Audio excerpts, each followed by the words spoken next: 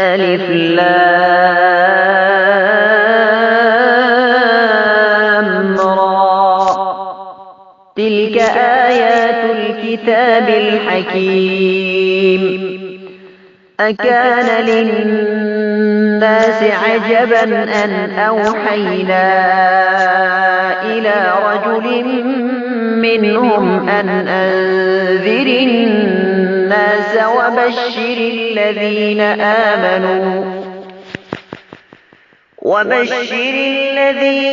آمنوا أن لهم قدم صدق عند ربهم. قال الكافرون إن هذا لساحر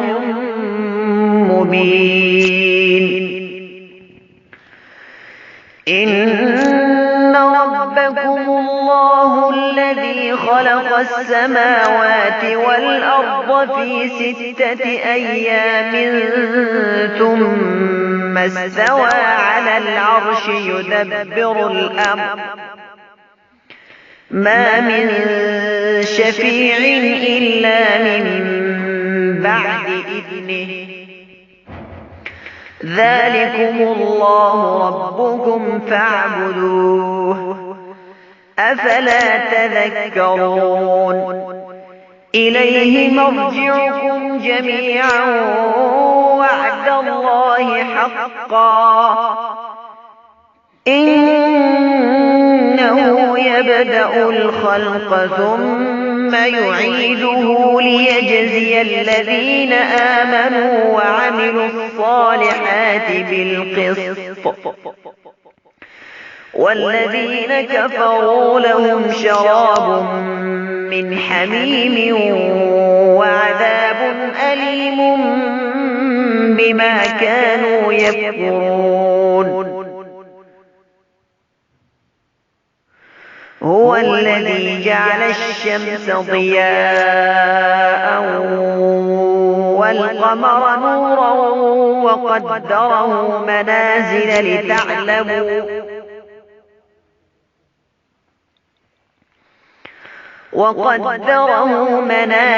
لتعلموا عدد السنين والحساب.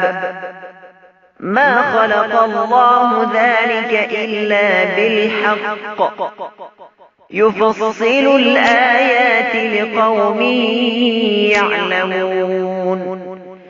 إن في اختلاف الليل والنهار وما خلق الله في السماوات والأرض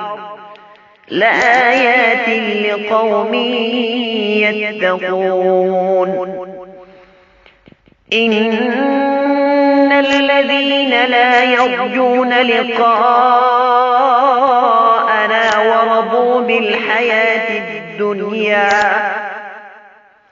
ورضوا بالحياة الدنيا واطمأنوا بها والذين هم عن آياتنا غافلون أولئك مأواهم النار بما كانوا يكسبون. إن الذين آمنوا وعملوا الصالحات يهديهم ربهم بإيمانهم تجري من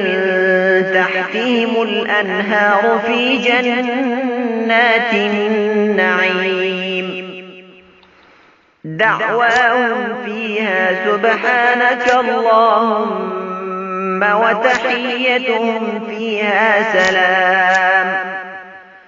وآخر دعواهم أن الحمد لله رب العالمين. ولو يعجل الله للناس الشر استعجالهم بالخير لقضي إليهم أجلهم فنذر الذين لا يرجون لقاءنا في طغيانهم يعمهون. وإذا مس الإنسان الضر دعانا لجنبه أو قاعدا أو قائما فلما كشفنا عنه ضره مر كأن لم يدعنا إلى ضر مسه كذلك زين للمسرفين ما كانوا يعملون ولقد أهلكنا القرون من قبلكم لما ظلموا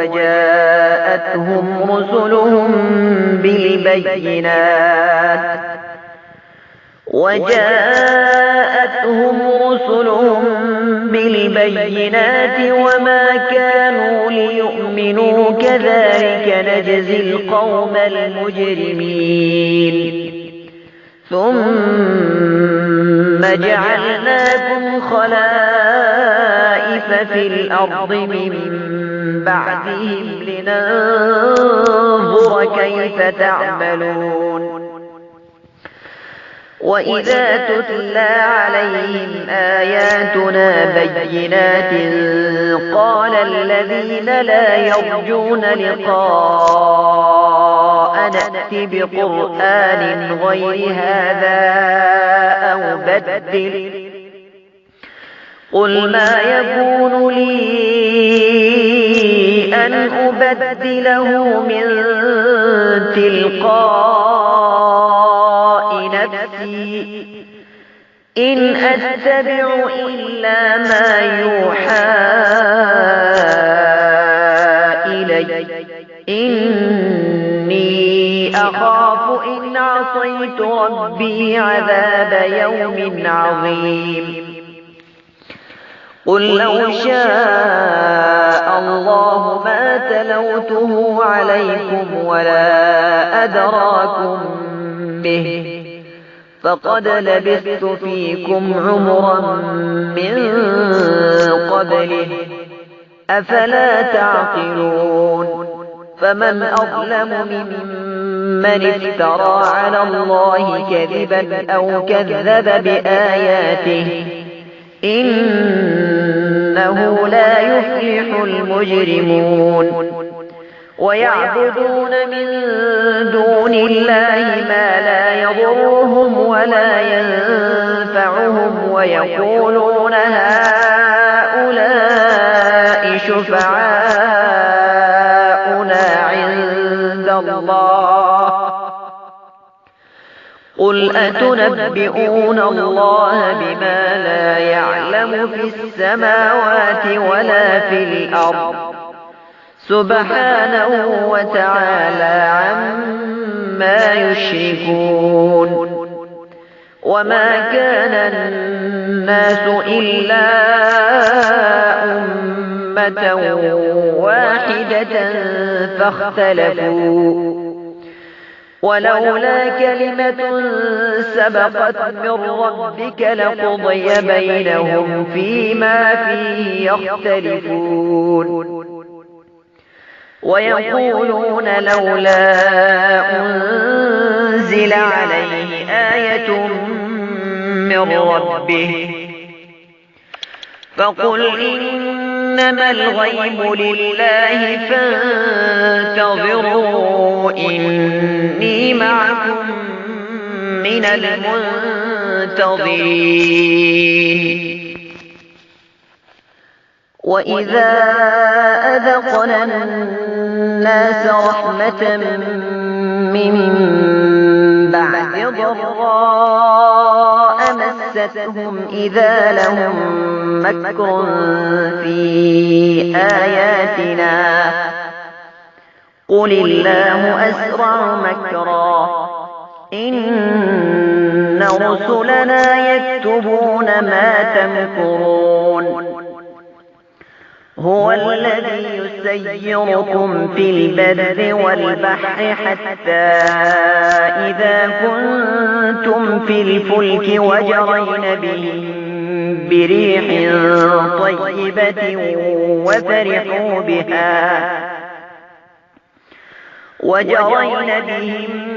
بريح طيبة وفرحوا بها جاءتها ريح عاصف وجاءهم الموج من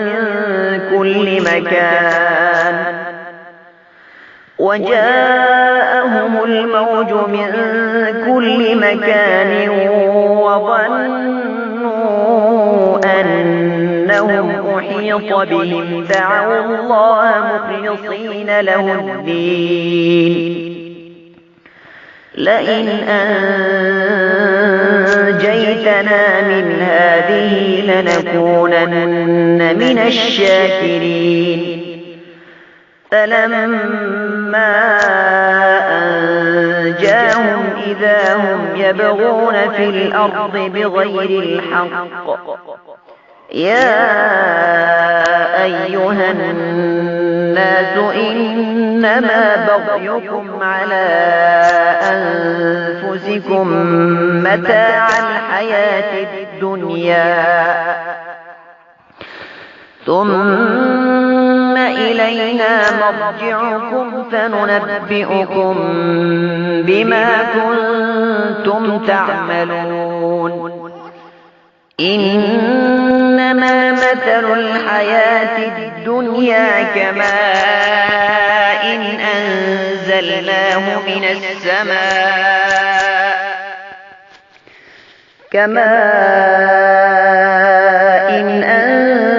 أنزلناه من السماء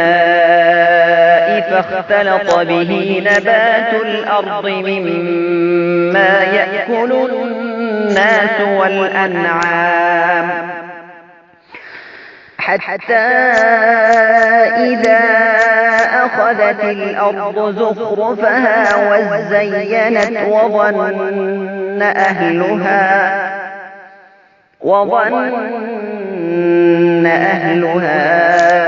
أنهم قادرون عليها أتاها أمرنا ليلا أو نهارا فجعلناها حصيدا كأن لم تغن بالأمس كذلك نفصل الآيات لقوم يتفكرون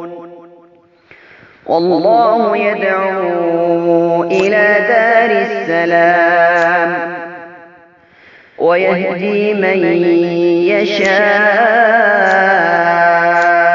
إلى صراط مستقيم للذين أحسنوا الحسنى وزيادة ولا يرهق وجوههم قتر ولا ذلة أولئك أصحاب الجنة هم فيها خالدون والذين كسبوا السيئات جزاء سيئة بمثلها وترهقهم ذلة ما لهم من الله من عاصم كأنما أغشيت وجوههم قطعا من الليل مظلما أولئك أصحاب النار هم فيها خالدون ويوم نحشرهم جميعا ثم نقول للذين أشركوا مكانكم أنتم وشركاؤكم فزيلنا بينهم وقال شركاؤهم ما كنتم إيانا تعبدون فكفى بالله شهيدا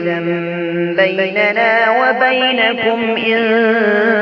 كنا عن عبادتكم لغافلين هنالك هنالك تبلو كل نفس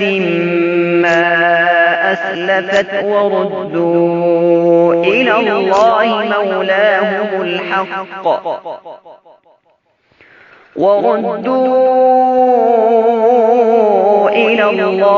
مولاهم الحق وضل عنهم ما كانوا يفترون قل من يرزقكم من السماء والأرض أم من يملك السمع والأبصار ومن يخرج الحي من الميت ويخرج الميت من الحي ومن يدبر الأمر فسيقولون الله فقل أفلا تتقون فذلكم الله ربكم الحق فماذا بعد الحق إلا الضلال فأنى تصرفون كذلك حقت كلمة ربك على الذين فسقوا أنهم لا يؤمنون قل هل من شركائكم من يبدأ الخلق ثم يعيده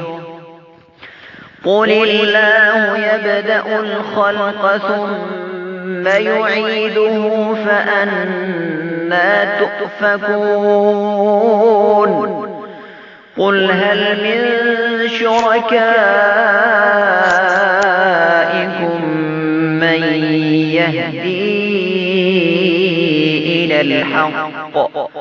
قل الله يهدي للحق أفمن يهدي إلى الحق أحق أن يتبع أم من لا يهدي إلا أن يهدى فما لكم كيف تحكمون وما يتبع أكثرهم إلا ظنا إن الظن لا يغني من الحق شيئا إن الله عليم بما يفعلون وما كان هذا القرآن أن يفترى من دون الله ولكن تصديق الذي بين يديه وتفصيل الكتاب لا ريب فيه من رب العالمين أم يقولون افتراه قل فأتوا بسورة مثله ودعوا من استطعتم من دون الله إن كنتم صادقين بل كذبوا بما لم يحيطوا بعلمه ولما يأتهم تأويله كذلك كذب الذين من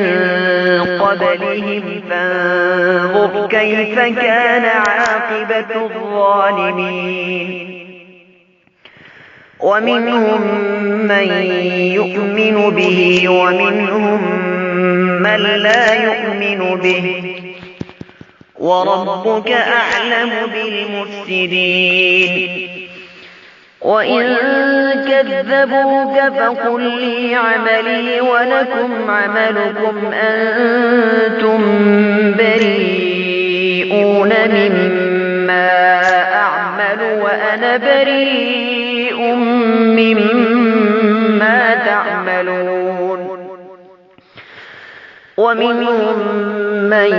يستمعون إليك أفأنت تسمع الصم ولو كانوا لا يعقلون ومنهم من ينظر إليك أفأنت تهدي العمي ولو كانوا لا يبصرون إن الله لا يظلم الناس شيئا ولكن الناس أنفسهم يظلمون ويوم يحشرهم كأن لم يلبثوا إلا ساعة من النهار يتعارفون بينهم قد خسر الذين كذبوا بلقاء الله وما كانوا مهتدين وإما نرينك بعض الذي نعدهم أو نتوفينك فإلينا مرجعهم ثم الله شهيد على ما يفعلون ولكل أمة رسول فإذا جاء رسولهم قضي بينهم بالقسط وهم لا يظلمون ويقولون متى هذا الوعد إن كنتم صادقين قل لا أملك لنفسي ضرا ولا نفعا إلا ما شاء الله لكل أمة أجل إذا جاء أجلهم فلا يستأخرون ساعة ولا يستقدمون قل أرأيتم إن أتاكم عذابه بياتا أو نهارا ماذا يستعجل منه المجرمون أثم إذا ما وقع آمنتم به الآن وقد كنتم به تستعجلون ثم قيل للذين ظلموا ذوقوا عذاب الخلد هل تجزون إلا بما كنتم تكسبون ويستنبئونك أحق هو قل إي وربي إنه لحق وما أنتم بمعجزين ولو أن لكل نفس ظلمت ما في الأرض لافتدت به وأسروا الندامة لما رأوا العذاب وقضي بينهم بالقسط وهم لا يظلمون ألا إن لله ما في السماوات والأرض ألا إن وعد الله حق ولكن أكثرهم لا يعلمون هو يحيي ويميت وإليه ترجعون يا أيها الناس قد جاءتكم موعظة من ربكم وشفاء لما في الصدور وهدى ورحمة للمؤمنين قل بفضل الله وبرحمته فبذلك فليفرحوا هو خير مما يجمعون قل أرأيتم ما أنزل الله لكم من رزق فجعلتم منه حراما وحلالا قل الله أذن لكم أم على الله تفترون وما ظن الذين يفترون على الله الكذب يوم القيامة إن الله لذو فضل على الناس ولكن أكثرهم لا يشكرون وما تكون في شأن وما تتلو منه من قرآن ولا تعملون من عمل إلا كنا عليكم شهودا إذ تفيضون فيه وما يعزب عن ربك من مثقال ذرة في الأرض ولا في السماء ولا أصغر من ذلك ولا أكبر إلا في كتاب مبين ألا إن أولياء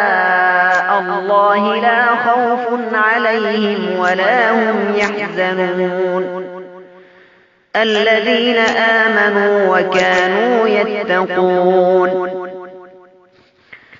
لهم البشرى في الحياة الدنيا وفي الآخرة لا تبديل لكلمات الله ذلك هو الفوز العظيم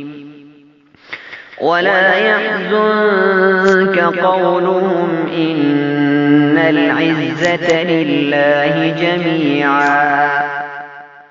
هو السميع العليم ألا إن لله من في السماوات ومن في الأرض وما يتبع الذين يدعون من دون الله شركاء إن يتبعون إلا الظن وإن هم إلا يخرصون هو الذي جعل لكم الليل لتسكنوا فيه والنهار مبصرا إن في ذلك لآيات لقوم يسمعون قالوا اتخذ الله ولدا سبحانه هو الغني له ما في السماوات وما في الأرض إن عندكم من سلطان بهذا أتقولون على الله ما لا تعلمون قل إن الذين يفترون على الله الكذب لا يفلحون متاع في الدنيا ثم إلينا مرجعهم ثم نذيقهم العذاب الشديد بما كانوا يكفرون واتل عليهم نبأ نوح إذ قال لقومه يا قوم إن كان كبر عليكم مقامي وتذكيري بآيات الله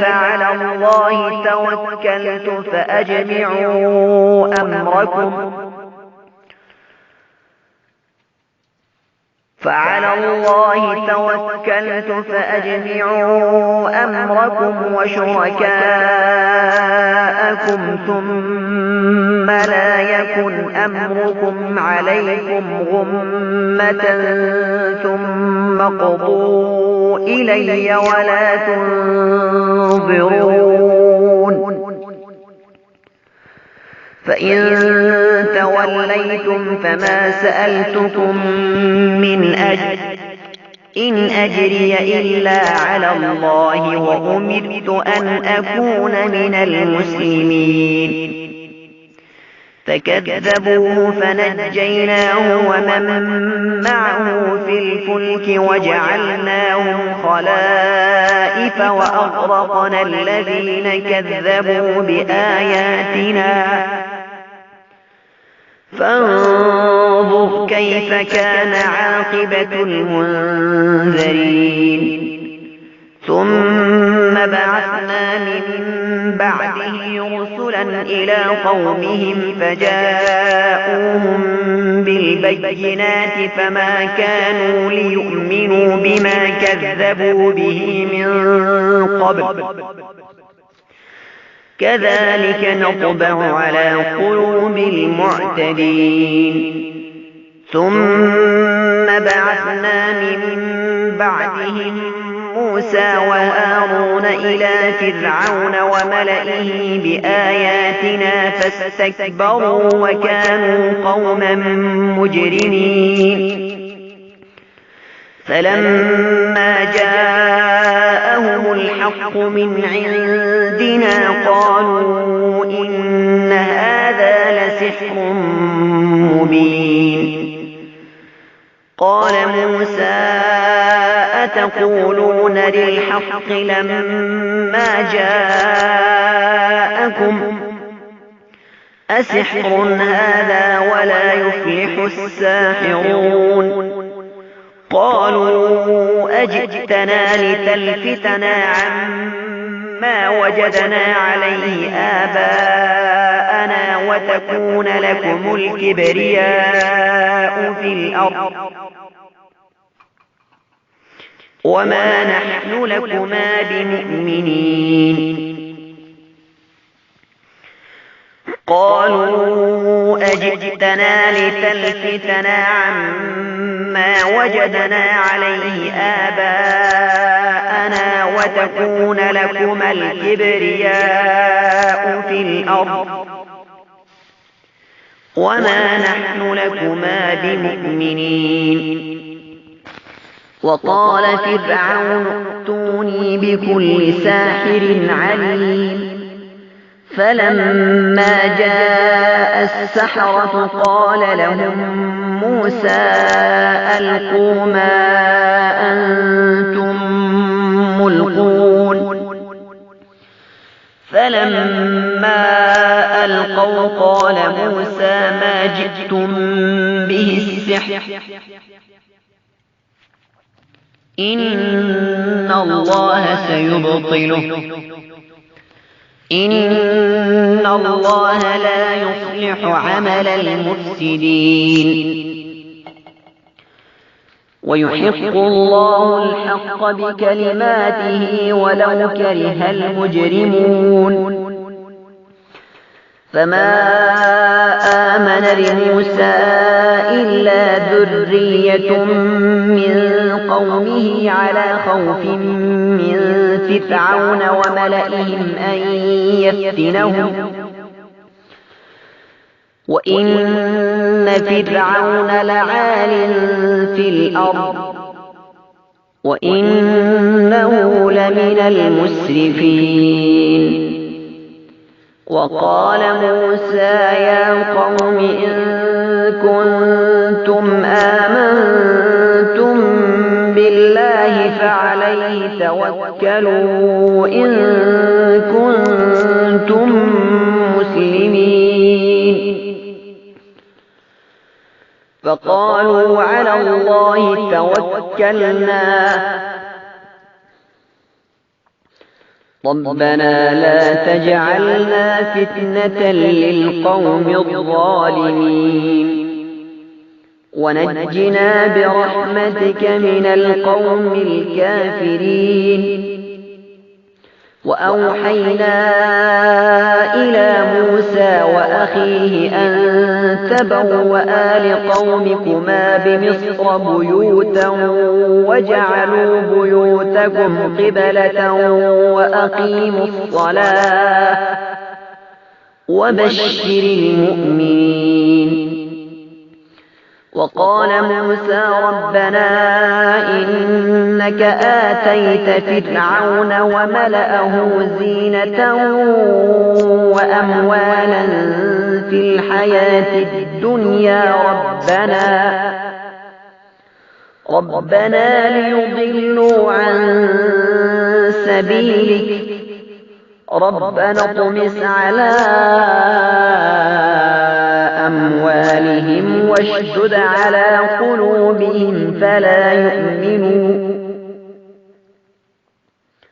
واشدد على قلوبهم فلا يؤمنوا حتى يروا العذاب الأليم قال قد أجيبت دعوتكما فاستقيما ولا تتبعان سبيل الذين لا يعلمون وجاوزنا ببني إسرائيل البحر فأتبعهم فرعون وجنوده بغيا وعدوا حتى إذا أدركه الغرق قال آمنت أنه لا إله إلا الذي آمنت به بنو إسرائيل